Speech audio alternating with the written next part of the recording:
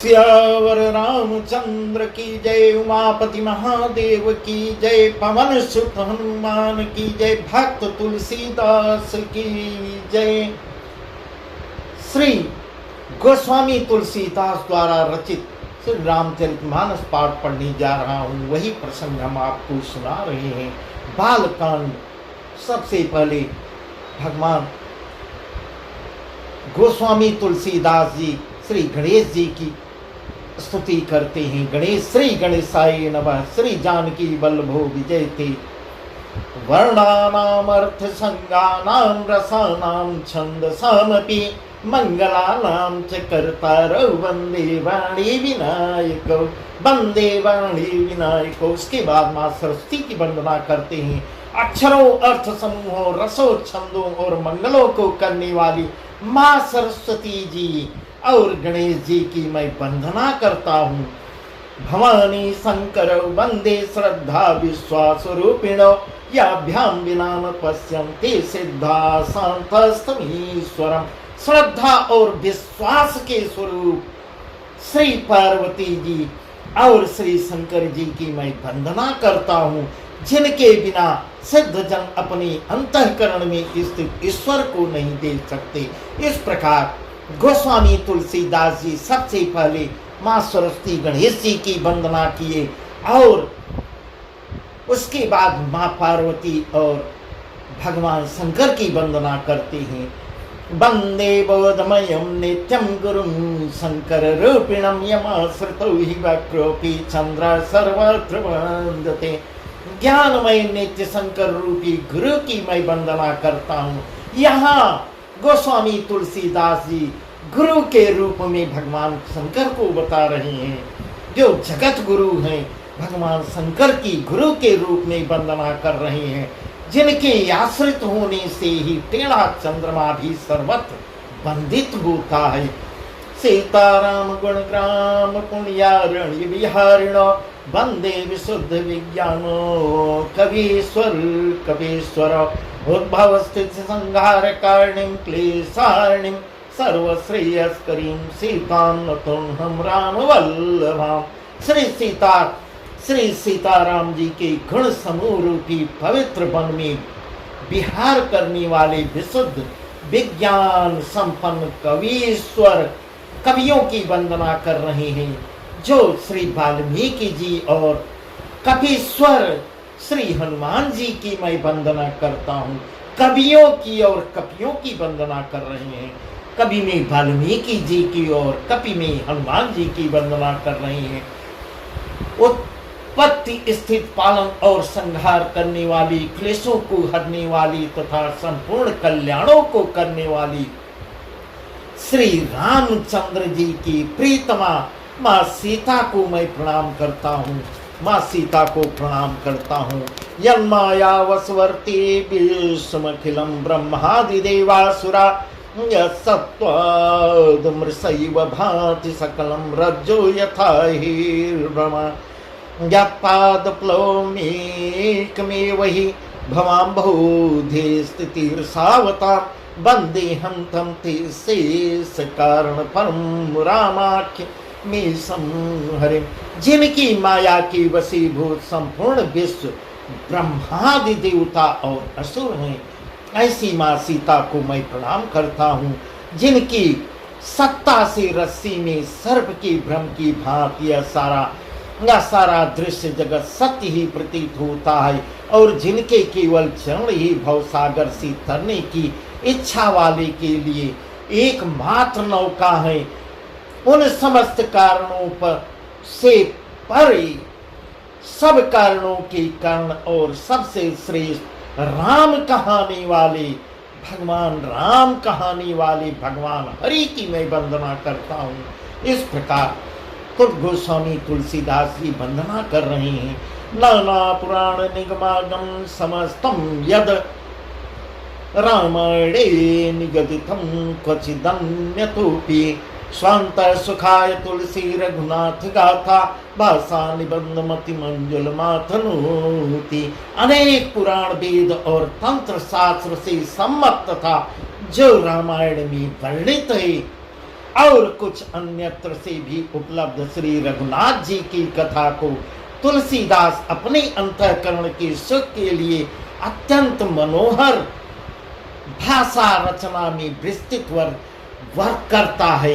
इस प्रकार तुलसीदास जी अब विस्तृत रूप से वर्णन कर रहे हैं। पहले तो सबकी वंदना करते हैं, अब वर्णन कर रहे हैं।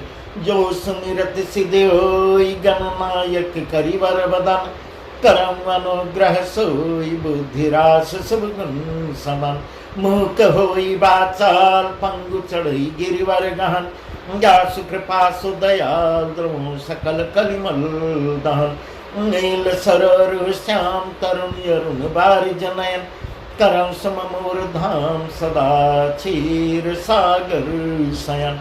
जिन्हें स्मरण करने से सब कार्य सिद्ध होते हैं और जो गणों के स्वामी और सुंदर हाथी के मुख वाले हैं, उनके सबसे पहले वे ही बुद्धि के रास और सब गुणों की धाम श्री गणेश जी मुझ पे कृपा करें। ऐसा तुलसीदास जी सबसे पहले गणेश जी की वंदना करते हैं और जिनकी कृपा से गूंगा बहुत सुंदर बोलने वाला हो जाता है, लंगड़ा लूला दुर्गम पहाड़ पे चढ़ जाता है, वे कलयुग के सब पापों को जला देने वाले दयालु भगवान मुझ पर द्रवित हो, मुझ पर दया करें। इस प्रकार जो नील कमल के समान श्याम वर्ण है, पूर्ण खिले हुए लाल कमल के समान जिनके नेत्र हैं, जो सदा क्षीर सागर में शयन करते हैं, ऐसे भगवान नारायण मेरे हृदय में निवास करें। कुंद इंदु संदे कुमारमान करुणायन, जाहि दीन परने करऊं कृपा मर्दनमयन, बंदो गुरुपद कंज कृपा सिंधु नर रूप हरि, महामहतम पुंज जासु वचन रवि कर निकर। जो नील कमल जिनका कुंद के पुष्प और चंद्रमा की समान गौर शरीर है, जो पार्वती जी के प्रीतम और दया के धाम हैं, ऐसे ऐसे दया की धाम जिनका दीनों पर ही स्नेह रहता है, वे कामदेव का मर्दन करने वाले शंकर जी, देवों के देव महादेव जी मुझ पे कृपा करें। बंदौ गुरुपद कंज कृपा सिंधु नर रूप हरि, महामोहतम पुंज जासु बचन रवि कर निकर। मैं उन गुरु महाराज के चरण कमल की वंदना करता हूँ, जो कृपा के समुद्र और नर रूप में श्री हरि ही हैं। इस प्रकार यहाँ कह रहे हैं, जो नर रूप में भगवान नारायण आए हुए हैं, मैं उनकी वंदना करता हूँ। जो चरण कमलों के वो गुरु हैं, जगत गुरु, और जिनके वचन महामोह रूपी घने अंधकार के नाश करने के लिए सूर्य किरणों के समूह हैं। इस प्रकार दावा तुलसीदास जी सब देवों की वंदना करके तब आगे कहते हैं, बंदौ गुरु पद पद्म परागा, बंदौ गुरु पद पद्म परागा, सुरुचि सुबास सरस अनुरागा। बंदौ गुरु पद पद्म परागा, सुरुचि सुबास सरस अनुरागा। हमी मोरी मैं चूरन चारो, समन सकल भव रुज परिवार। सकृत सांबोथन विमल विभूति, मंजुल मंगल मोद प्रसूति। जन मन मंजुम कुर्मल हरणी, किए तिलक गुण गण वस करनी। श्री गुरुपद नख मणिगण ज्योति, सुमिरत दिव्य दृष्टि होती। गलन नमः तम सोस प्रकाशु, दल नमः तम सोस प्रकाशु। बड़े भाग उर्यावै जासु, उघरहि बिमल बिलोचन ही के। मिटई दोष दुख भव रजनी के, जय रामचरित मनि मानी। गुप्त प्रगट जह जो जी खानी। इस प्रकार तुलसीदास जी मैं गुरु महाराज के चरण कमलों की रज की वंदना करता हूँ। यहाँ चरण कमलों की रज की वंदना कर रहे हैं, जो सुरुचि सुंदर स्वाद सुगंध तथा अनुराग रूपी रस से परिपूर्ण है। वह अमर मूल संजीवनी बूटी के समान है, संजीवनी जड़ी का सुंदर चूर्ण है, जो चरण रज को सुंदरी संजीवनी बूटी बता रहे हैं, जो संपूर्ण भवरोगों के परिवार को नाश करने वाला है, संपूर्ण प्रकार के व्याधियों को नष्ट करने वाली है। प्रभु के चरण रज जो है उसका वर्णन कर रहे हैं। वह रज सुकृति पुण्यवान पुरुष रूपी शिव जी के शरीर पर सुशोभित निर्मल विभूति है, और वही रज बता रहे हैं, वही चरण कमल रज, चरण कमल रज भगवान शिव अपने शरीर पे लेपित करते हैं, और जिससे वह उसी को विभूति बनाए हुए हैं, और सुंदर कल्याण और आनंद की जन्मी है। भक्त के मन रूपी सुंदर दर्पण के महल को दूर करने वाली और तिलक करने से गुणों के समूह को बस करने वाली है वह विभूति, वह भूति। श्री गुरु महाराज के चरण नखों की, फिर चरण नखों की वंदना करते हैं, ज्योति मणियों के प्रकाश के समान है। उनके पर चरण नख जो मणियों के समान प्रकाशित हैं, जिसके स्मरण करते ही हृदय में दिव्य दृष्टि प्राप्त हो जाती है, ऐसा बाबा तुलसीदास जी कह रहे हैं। चरण के नाखों नख जो है वह मणियों के समान प्रकाश देने वाले हैं। वह प्रकाश अज्ञान रूपी अंधकार का नाश करने वाला है। वह जिसके हृदय में आ जाता है उसको बड़ा भाग्यवान कहते हैं, बहुत भाग्यवान कहते हैं। बड़े भाग्य से वह आता है, उसके हृदय में आते ही हृदय के निर्मल नेत्र खुल जाते हैं, ऐसा बाबा तुलसीदास जी वर्णन कर रहे हैं। और संसार रूपी रात्र के दोष दुख, सभी दोष दुख मिट जाते हैं, संसार रूपी आवागमन से मुक्ति मिल जाती है, ऐसा उनका कहने का यह तात्पर्य है। सांसारिक रूपी रात्र के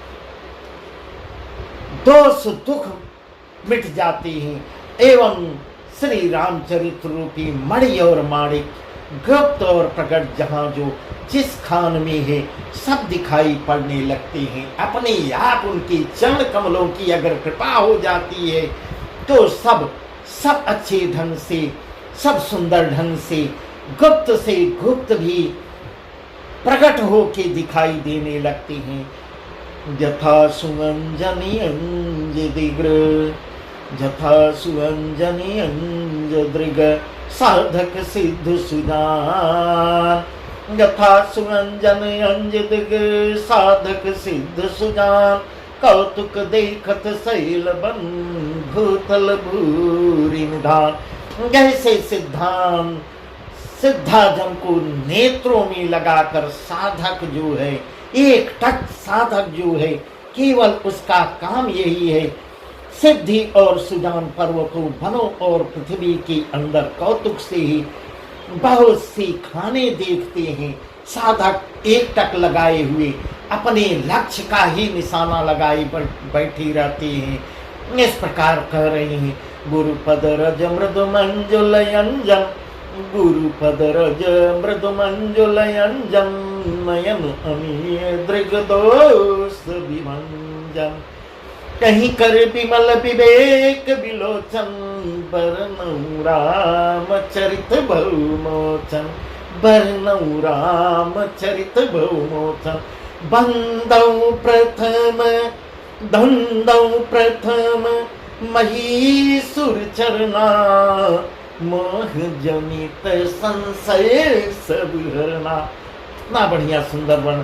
बंदौ प्रथम महीसुर चरना, मोह जनित संशय सब हरना, सुजन समाज सकल गुण खानी, करऊं प्रणाम सुप्रेम सुबानी। श्री गुरु महाराज के चरणों की रज कोमल और सुंदर नयनामृत अंजन है।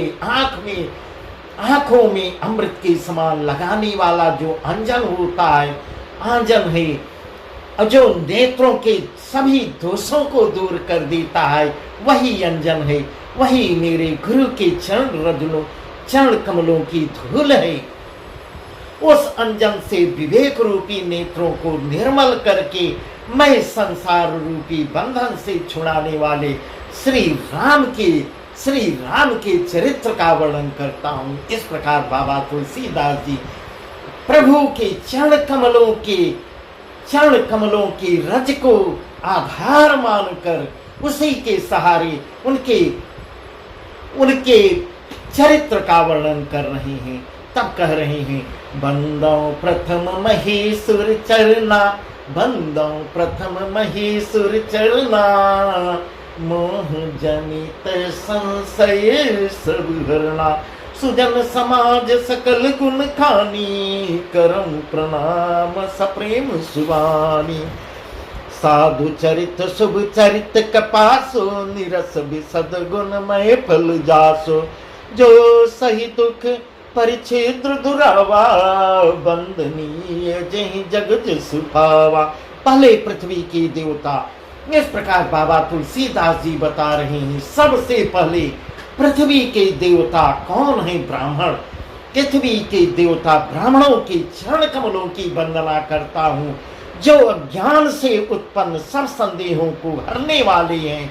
मोह जनित संशय सब हरना, मोह जनित संशय सब हरना। इस प्रकार दंदौ गुरुपद बंदौ प्रथम महीसुर चरना, सबसे पहले ब्राह्मणों की वंदना करते हैं। फिर साधु चरित शुभ चरित कपासो, निरस विसद गुणमय फल जासो, जो सही दुख परिच्छेद्र दुरावा, बंदनीय जहि जग जस पावा। संतों का चरित्र कपास के चरित्र जीवन के समान शुभ है, जिसका फल नीरस विशद और गुणमय होता है। कपास की डोडी नीरस होती है। इस प्रकार वर्णन करके बाबा तुलसीदास जी कह रहे हैं, कपास की डोडी जो है नीरस होती है, संत चरित्र में भी विषयासक्ति नहीं है, इससे वह भी नीरस है। कपास जो है उज्जवल होता है, इसी प्रकार संत का हृदय भी अज्ञान और पाप रूपी अंधकार से रहित होता है, इसलिए वह विशद है और कपास के गुण तंतु होते हैं। इसी प्रकार संत का चरित्र भी सद्गुणों का भंडार होता है। इस प्रकार संतों का वर्णन कर रहे हैं, संत की सद्गुणों का वर्णन कर रहे हैं, इसलिए वह गुणमय है। जैसे कपास का धागा सुई में के किए हुए छेद को अपना तन देकर ढक देता है, अपना कपास का धागा जो है अपना तन देकर ढक देता है, अथवा कपास जैसे लोढ़े जाने, काटे जाने और बुने जाने का कष्ट सहकर भी वस्त्र के रूप में परिणित होकर दूसरों के गोपनीय से गोपनीय स्थानों को ढकता है, उसी प्रकार संत भी स्वयं को दुख उठाते हुए, ऐसा बाबा तुलसीदास जी कह रहे हैं, संत स्वयं दुख सहकर दूसरों के दोषों को ढक देता है, दूसरों को दोषों को उजागर नहीं होने देता है, अपने ज्ञान से इतना प्रकाशित कर देता है, ज्ञान डाल देता है कि दूसरों का दोष भी ढक जाता है, जिसके कारण उसने जगत में वंदनीय यश प्राप्त किया है। मुद मंगलमय संत समाजो, मुद मंगलमय संत समाजो, जो जग जंगम तीर्थ राजो। मुद मंगलमय संत समाजो, जो जग जंगम तीर्थ राजो। राम भक्त जहाँ सुर सरि धारा, सरसई ब्रह्म विचार प्रचारा। विधि निषेधमय कलिमल हरणी, विधि निषेधमय कलिमल हरणी। करम कथा रविनंदनी वरणी, हरि हर कथा विराजति बेनी। सुनत सकल मुद मंगल देनी। इस प्रकार संतों का समाज आनंद और कल्याणमय होता है, जो जगत में चलता फिरता तीर्थराज प्रयाग का वर्णन कर रहे हैं। जहाँ संतों का समागम होता है वहाँ दो प्रकार का संगम होता है। एक गंगा यमुना सरस्वती का संगम होता है, दूसरा संगम जो है सत्संग का संगम होता है। वही वर्णन कर रहे हैं तीर्थराज प्रयाग का, जहाँ उस संत समाज रूपी प्रयागराज में राम भक्त रूपी गंगा जी की धारा है और ब्रह्म विचार का प्रचार सरस्वती जी कर रही हैं। ऐसा वर्णन बाबा तुलसीदास जी अपने मुखारबिंद से कर रहे हैं। यहाँ सरस्वती जी इस प्रकार भटु विश्व चल निज धर्मा, तीर्थ राज समाज सुकर्मा। विधि और निषेध यह करो और यह न करो रूपी कर्मों की कथा, कलयुग के पापों को हरने वाली। इस प्रकार कह रहे हैं, हरिहर कथा विराजति बेनी, हरिहर कथा विराजति बेनी, कर्म कथा रविनंदन बरनी, सुनत सकल मुद मंगल देनी।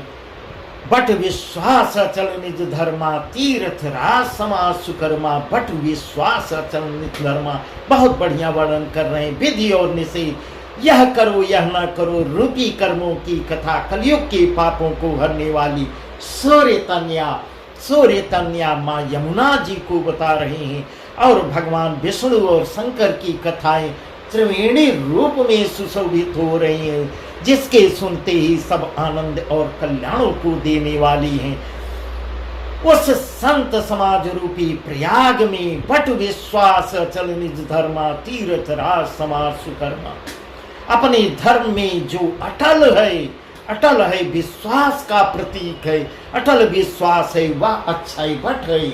अक्षय वट का वर्णन कर रहे हैं, अक्षय वट को विश्वास का प्रतीक बता रहे हैं। और शुभ कर्म ही उस तीर्थराज का समाज परिकर है, वही परिक्रमा है।